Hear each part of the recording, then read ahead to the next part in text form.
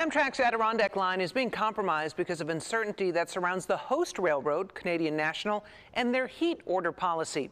Amtrak says the order could lead to stranded passengers. News 10's James De La Fuente joining us live in studio explaining why the Canadian rail company wants more money to safely operate the tracks in Canada. James. Well, as the Adirondack Line is limping back to full service, many are wondering why the train still can't get to Montreal.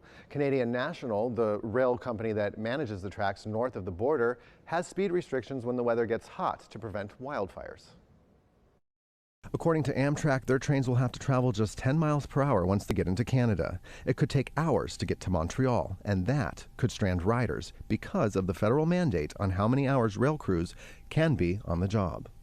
A CN spokesperson says the speed restriction could be lifted if Amtrak pays for upgrades. Amtrak is responsible and has failed to pay for the maintenance required to keep the track at a level that accommodates its service. If Amtrak agrees to make the investment, CN could upgrade the track to a level that would reduce heat restrictions. But Amtrak says as a part of its agreed-upon contract, they have fulfilled all of their financial commitments and obligations to CN. In a statement, Amtrak said, unfortunately, Amtrak, CN, and New York State Department of Transportation did not find a feasible solution for this summer, which wouldn't result in our customers experiencing significant delays of up to 4 hours or even potentially being stranded mid-trip. Amtrak says they plan for the Adirondack Line to be fully restored by September 2023.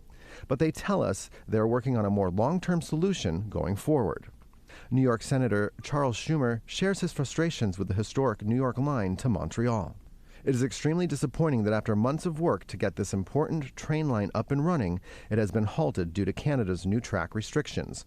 We need Canada National Railway and the Canadian government to work expeditiously to get the trains running again for the economic corridor, which is vital for both countries.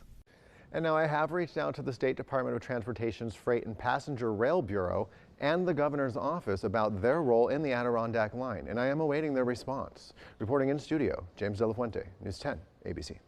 Thank you so much, James.